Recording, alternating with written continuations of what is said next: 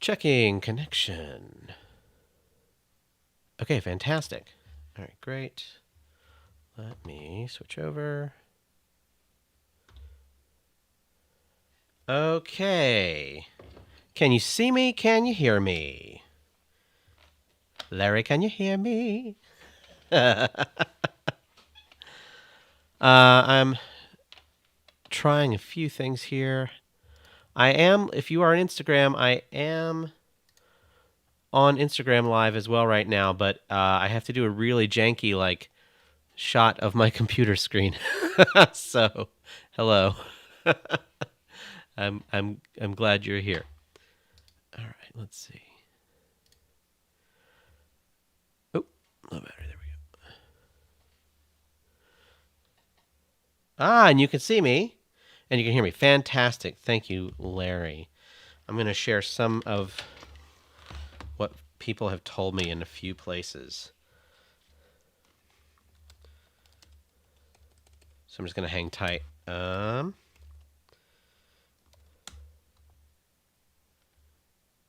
Just the YouTube. Yeah, I agree. Just YouTube. Yeah. Yep. Oh, I see someone. Oh, there's Lainey. Hello. Waving. I got Lainey on IG. I got LT on YouTube, on YT. I have too many letters. Reporting live from the home studio. If you're curious what's going to happen tonight, and I guess for the thing that I'm going to cut, the final video that I'm going to cut out of this later, I'm starting this thing where I'm exploring difficulties in the creative process, and what it's like to be like a normal person making stuff, and what's working for you and what's not. This isn't flashy tips and tricks in 100 ways to crush your viewers and maximize your personal productivity and wealth and stuff like that. This isn't that. If anyone tells you they've got all the answers, you should be very suspicious. But rather instead, I'd like to share stuff that I know that has worked, and I'd like to learn from you what works for you or doesn't work for you when you're trying to create something. So that's the vibe. Larry, you're talking through chat. Larry, we'll have to do a proper call, like an actual call, at some point. That would be really great. We'll work that out. Hello, Lainey DeVito. Hilarious. You're in all the places. Amazing. Hey, we got DB on the IG. That's another set of letters. DB, you'll appreciate that I'm doing this. I'm literally pointing the thing at my screen. The main stream is on YouTube, but you can join from wherever you want. So I think technically this is going to be a podcast, and it's called Do the Thing, and it's already out and already exists. I've been wanting to do it for a long time, but I struggled over what is it going to be, and then I realized I should just do it, right? So we'll learn what this is together. Also, let me see if you are curious about how the cat is doing. There is Studio Cat. So she's fine. She's taking a nap. I don't think you... Oh, you can see her on Instagram. Yes. So she's fine. She's taking a nap. Anyway.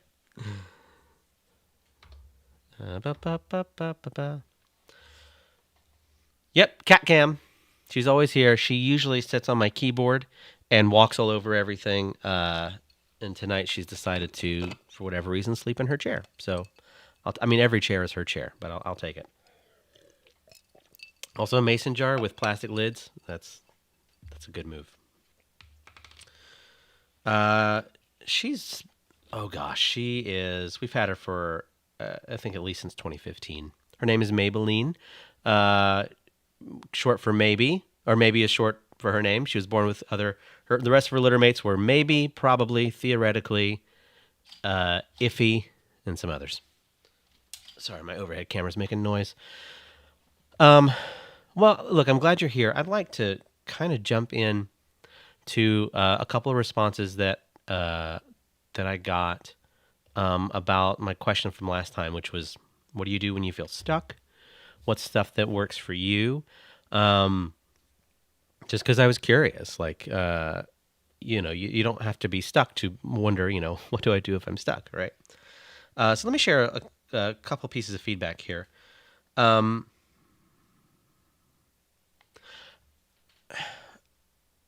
I like this one. I'm not going to say who gave what feedback, just because, maybe you don't necessarily want that out there. Although I guess it's from public comments, but just in case, as a general policy, unless you say, "Hey, yeah, please blast my name all over things," I'm not going to say who said what. But I like this one. Uh, when asked about creativity and how do you make stuff and what stops you or gets you to make stuff, I think sometimes this is from a friend. I think sometimes I am at the will of a creativity ocean. When the tide is high, jump in head first. When there are no waves, maybe it's a sign to rest and absorb other people's art. It's tricky. It's interesting because it's my question is it passive? Is that super, which is okay, but are you waiting almost on permission from others to do what you want? Now I certainly feel that way sometimes too. Like, there's so much creativity, there's so many people making things. It's hard to have that enter your head without judgment entering your head as well. As like, is what I'm making as good as what someone else is making, or why should I even make anything when so and so is going to make it better, etc., etc., etc. But I thought that was interesting. When do you recharge? Is recharging useful for you, or does it fuel a cycle of comparing, right? Or both? Maybe it depends on the thing. Um, yeah. So like if I see a movie, um, I don't compare what I get to do to another actor's career or whatever. I tend to just get excited and inspired to be in the movie, and I get really infected with whatever the vibe of the movie is. Because I'm a weird looking dude, so the career that I'm going to have is not going to be the career that like Jude Law has. That's just not my thing, right? So I get that. Um, Here's another one that we have. This one has a couple of tips on tips and tricks, advice. This is something that they do when they're suffering from like creative burnout. I suffer from burnout just from having a regular job. I bet that's pretty common. I know it is. I work full time, and I'm exhausted when I get home. Okay, fair. So how do you make stuff when you're tired? How do you make stuff anyway? That's not easy. That's not easy at all. I usually try these things to recover from burnout. Number one, going on a walk in a park or somewhere. That's good. Recharge, get out there, take care of your health, right? I unfortunately kind of let my health go when I get in a real creative streak, and I have to change that. So, yeah. Two, I'm always working on a ton of projects. So if I'm particularly focused on one and I'm stuck, I take a step back and I work on something else. So if you have a lot of, pots on the stove, if you will, creatively, right? That's interesting. Hey, Mike. Are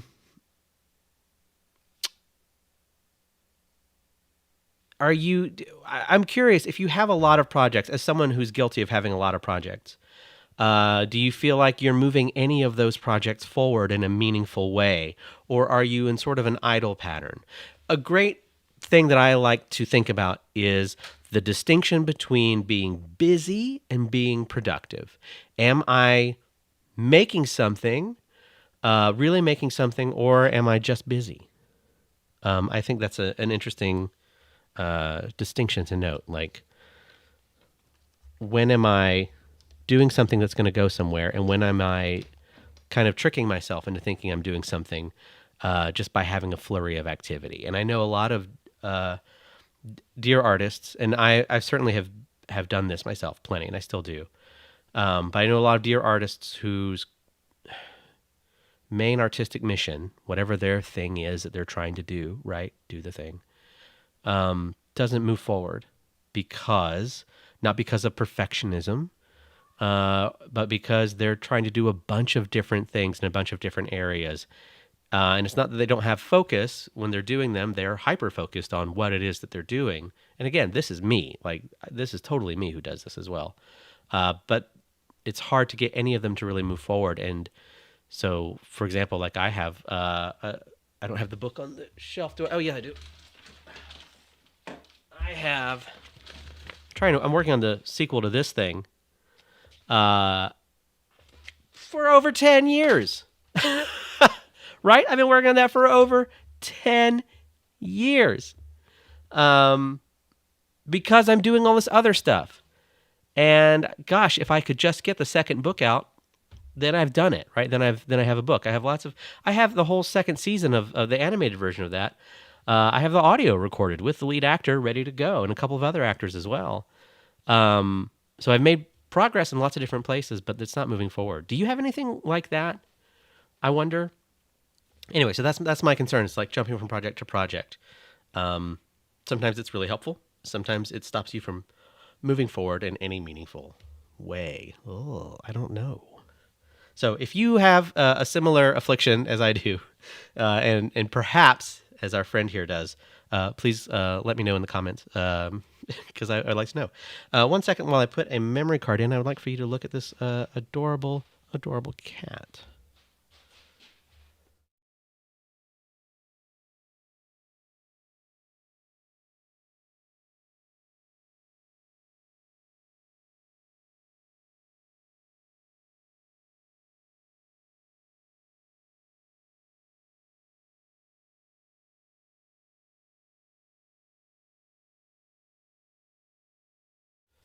All right, formatting card. Fantastic. I think my other cat is destroying something in the other room. I will deal with that later. Okay. Oh, excellent. I have from the Instagram, this just in, hot off the presses. Do something weird and different from my normal passion in a way that scratches the itch of finishing something. Oh, like a shock to the system. Okay, this is good. So this is coming in from Instagram. Oh, sorry about that, Instagram. I messed up your feed. Our friend here is talking about sometimes if you have a lot of different projects on the pot. This is good. I totally do this trick. If you have a lot of different things on the pot, projects on the pot, you finish one of the low hanging fruit items so that a thing is just done. And you do get that sort of rush of like, oh my gosh, I've actually finished something. And that does feel good. That's amazing. That's one of the reasons I'm even doing this stream is, again, the idea for this has sat and sat. I've had show art. I've had a website URL. I've had a subdomain. I've had paid for podcast hosting just for years, just sitting on. Because it had to be a certain way. And then it's like, I should just start talking to people and streaming. Let's have them... let's teach each other what this is going to become.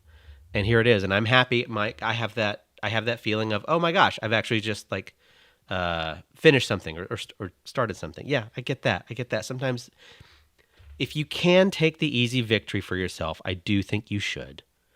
Yeah, give yourself that gift of something has been finished. I think that's really great. Hey, Cole, over in the IG, the big show's over on YouTube, but it's the same thing. I'm just literally pointing my my phone at the screen, but I'm glad that you are here. Continuing on with this person's feedback. Seeing live theater or any performance, they say that it's very liberating and it sometimes rejuvenates their creative spirit. I totally get that.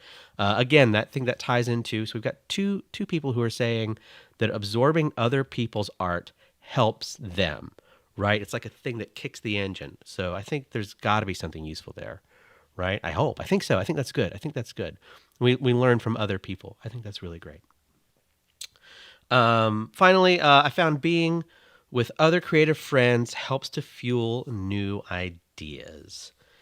I agree with that. So you find your tribe, you find your community.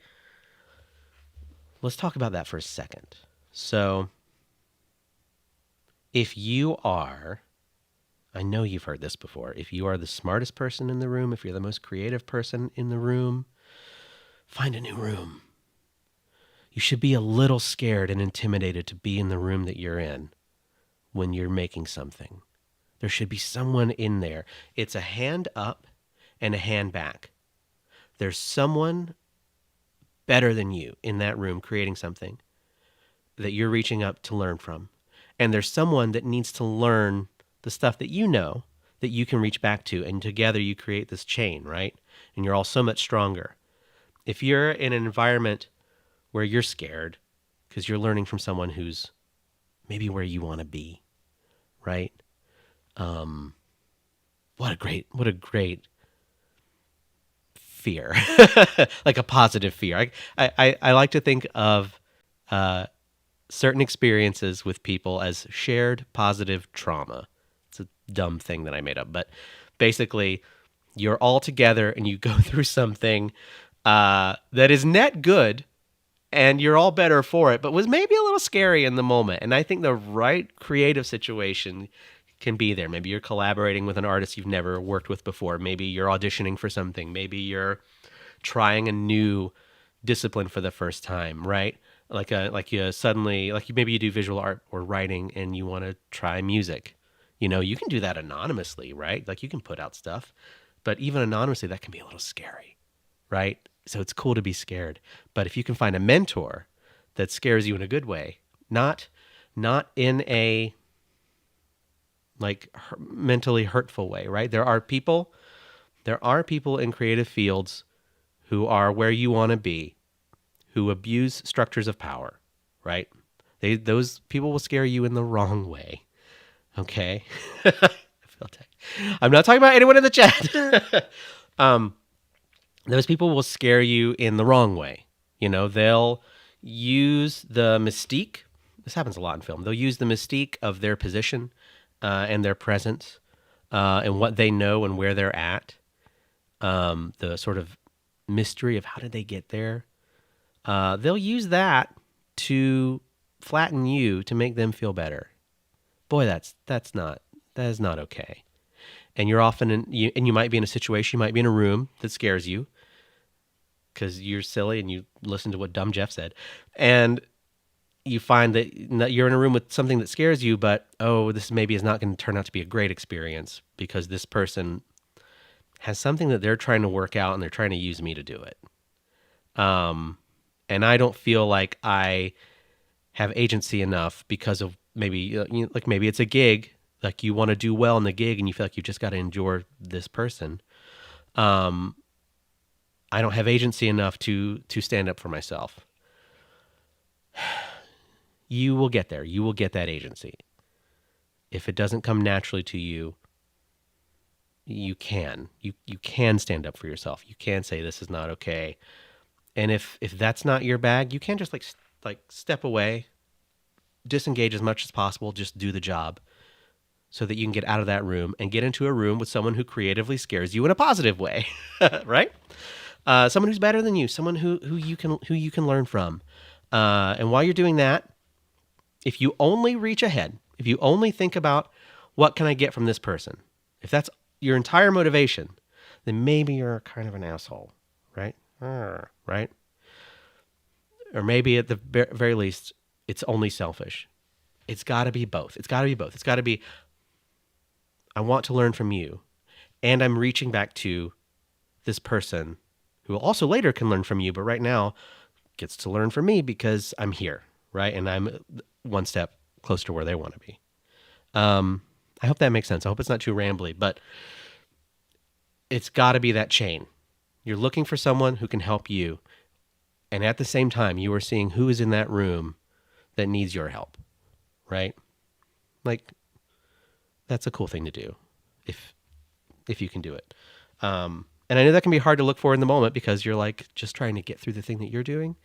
I get it, but always be looking out for maybe who's the lowest status person in the room, who's the newest in the room, who's the person that you can reach out to. And they may say, hey, man, I don't want your help. Don't run lines with me. Don't whatever it is in acting. I've experienced that for sure. You're like, hey, cool, no problem. Right, got it. But I think you should try. Blah, blah, blah. That's just my 2 cents on that. Okay, have I missed anything? Hey, Bill Murray from Garfield. I miss you. Okay. I think it's okay. Let me catch up for just a second. I think it's cool. This is from YouTube chat. I think it's cool to think about the way you creatively feel scared around another person. Someone is scared the same way around you. Food for thought. Yeah. I see. So you're saying if we're doing the chain thing, if I'm learning from someone and I'm trying to give someone a hand up, that maybe I'm freaking them out. You know what? I've done that. I have been aware sometimes where maybe I was a little too friendly or energetic for people. Maybe a little too direct sometimes. Yeah, I get that. I get that. You do want to be sensitive to how people are in the room. But I do like the idea of that we're all scared together. That comes back to, I think, that shared positive trauma, right? What's up? JK Howard. Hello. The big shows on the YouTubes, but I'm here streaming on Instagram till the phone dies. So there we go. Okay, so let's see. Have I missed other stuff in the chat? I think I have. Uh-oh. Mic check, mic check. Has my mic died? Checking. One sec. Uh-oh. Hello, Instagram. I'm checking the YouTube feed to see if the mic has died. Oh, okay. It has not. Okay, fantastic. Okay, great. Catching up real quick on chat because I think there's some really nice stuff in here. I think anonymous art is so cool because it shows people you support. It shows. Okay, sorry. Let me get this right. Geez, I used to do voiceover for a living. Whatever. What happened to that? You think I could read the language? I do speak English. All right. I think anonymous art is so cool because it shows people support you for your art, and the fact that you can blow up without anyone knowing who you are shows you have something special. Okay. Yes. And oh, you're going to hate this one. Where does art for art's sake fall into that argument? You're right. You're right. It is amazing to know that you can put something out and people respond to it. The couple of times that I have experienced that in a way that was disconnected from people, like strangers, when strangers like your stuff, you know, when that video, the cat video I did, and it got linked from freaking Daring Fireball, and suddenly like 11,000 people like, this is neat. You know, that was an amazing feeling, right? I didn't know any of them. That was very cool. And I bet if you make something totally in the dark that's anonymous, that's also like got to be an amazing feeling, right? And so I think about art for art's sake. If you know that people are responding to the art alone and not the artist, that's got to be a really cool feeling.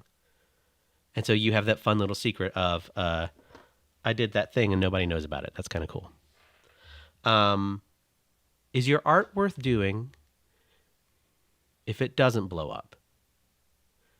If we pull the capitalism and the commerce out of it, if you can't make a living doing your art, is it worth doing? I don't know. That's up to you, right? That's up to you. And it might depend on what it is. I mean, I'm not going to go act in an empty room, right? I'm not going to make a movie and show it to nobody. But at the same time, I would make a movie and show it to people and actively lose money on it. Because I think that maybe the story needs to exist or something. I guess those are the gambles you take all the time as producers, but like, I don't know. Is your art worth doing if there's not a commercial component? What do you think? I'm going to read the chat while you think about it, because that's a tough one.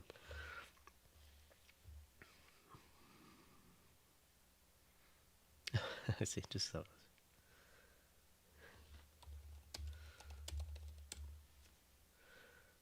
Okay. Let me catch up on this one. Okay. I'm going to close out this one. Just going back to if you have a bunch of projects going at once, do they all move forward in a meaningful way? What's up, Robert? Sometimes, this is from the chat, from the YouTube chat. Big Show's on YouTube. If you're on Instagram, I'm literally pointing at my screen. I'm sorry. Until I get Instagram Broadcaster Studio, until they let me in, I'm on every other beta. Come on, guys. Anyway, from the YouTube chat. Sometimes I feel like when I have a bunch of projects that I'm working on at the same time, I don't give each one the same amount of love and attention, and then all projects stop and nothing gets done. Aha! Ah, achievement unlocked. All or nothing. All is lost. To prayers, all lost. Okay. So if I'm not good at this thing, I'm not good at anything. Gosh, I can't even finish the one thing. The small victory that we were talking about earlier, just finishing a small thing. Oh, I can't even do that. Right? Oh, I've been there. It's terrible. What a feeling. I've thrown up my hands. And then I think maybe we go back. That might be a good time to do some of the other stuff that we've heard so far. Like, go on a walk in the park or something. That's good. Where does your life factor into this? Right? I'm making stuff. It's terrible. I can't finish any of it. I'm moving all these little things forward, which we'll come back to. I'm moving all these little things forward, but nothing's actually getting done. Forget it. I'm not going to do anything. And then what do you do? Well, probably all that's left is you focus on, either your day job or like your life. Boy, your life is important. Boy, your life is so important. Everybody, it's all you get. So it's maybe why you're like trying to make stuff too, right? This is it. This is the life that I get, and it's so important. If to nobody else, at least to me, because you're only going to see it through your eyes, right? And when you get to make art and connect with people, and someone responds to your stuff, gosh, that's so amazing. That can be such a wonderful thing.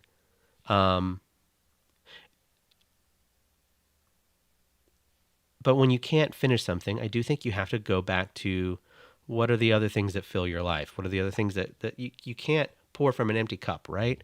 So what's the water that you can put in it that gets you back to being strong enough to get back in there in that room that you've created and make whatever it is you're trying to make, right? Because it's worth making.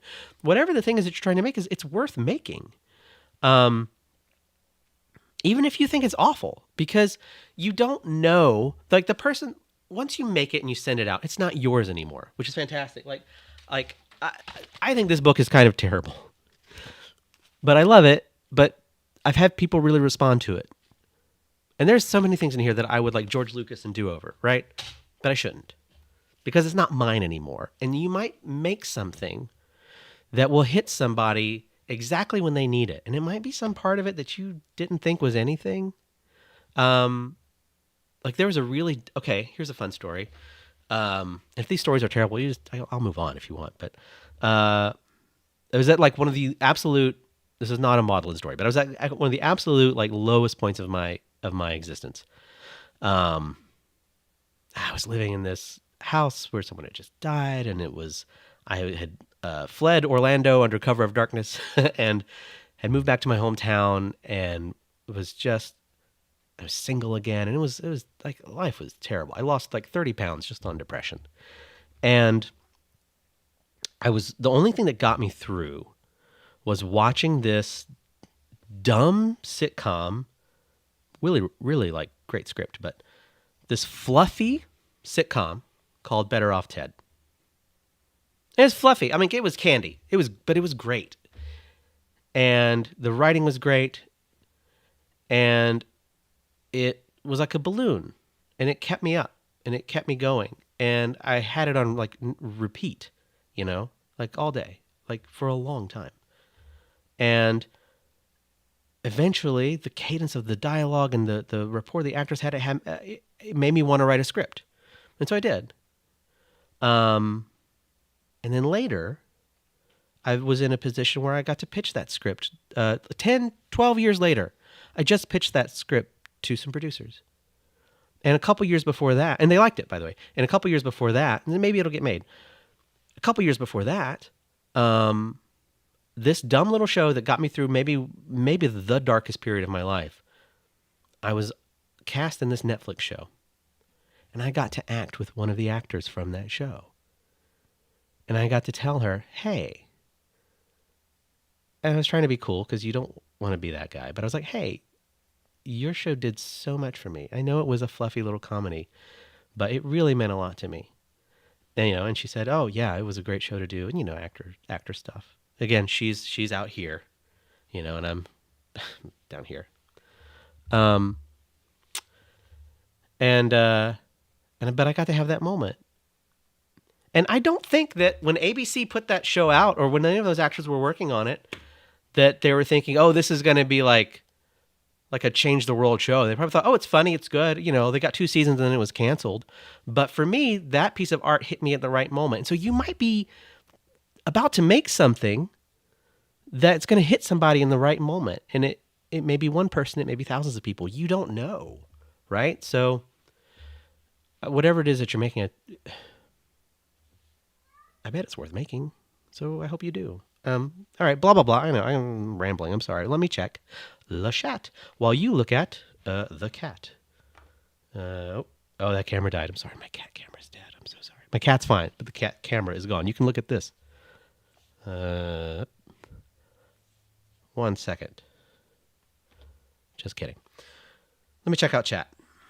And then we'll wrap up. I know people have lives. I'm not from Kansas. We don't pick our comfort hyperfixations. That's true. That's true. Sometimes I think my hyperfixation is making stuff. Yeah, rip a cat cam. Pour one out for a real one. So that's just some thoughts. If you have anything that we can share with people next time, Monday night might be a good time for me to start doing this. But if you have stuff, we're going to start wrapping up now. If you have stuff that we could share, how you do things that help you, any responses to is art worth it for art's sake? Is there art versus artist? That kind of stuff. Or is there a project that you're sitting on that you have never shared with anybody? So last night, I got a very nice message on Mastodon from a very cool guy who's a musician. And I was just curious. I was like, has your band played shows recently? We don't know each other like human beings, but we know each other through Mastodon and YouTube and stuff. And they're like, yeah, well, we haven't played in a while, but I'm back in the studio again and I'm doing all this. And then he sent me 2 tracks and they're great. One is like basically done. And another is what you would do if you go in the booth and throw together kind of a quick jam thing as he's working out the song. And I thought, damn, that's so brave. That person is so much more brave than I am, because not only did they share with me their music, they shared with me their one piece of music in an earlier state, showing someone your incomplete work, if you will. That can be so scary. So I'm curious, do you have something like that you're starting or you haven't shared yet? For me, mine is since I was 16, I have written songs and music, and I have a ton of it, and I've recorded some of it. I don't share it. I just don't. So that's my little secret project. Do you have one? I'd be curious to know. Okay, before we totally close out, I'd like to present my hilarious award that I got from Gordon Theater. I would like to tell you why we got this, but I don't know that I should on a public channel. Okay. Whoever's left, thanks for being here. We're going to say goodnight. And I hope that you give some response for next week. Hey, some of this I'm going to turn into some animated stuff. So that's a thing. And we might have some people on as well that can share music or share whatever they're working on. That might be kind of a fun thing to do. But I'll pull whatever is worth pulling out of this and maybe make some animated stuff out of your questions and comments and stuff like that. So, okay. Thank you very much. I'm going to stoppo la streamo now. I hope you have a good night. Bye.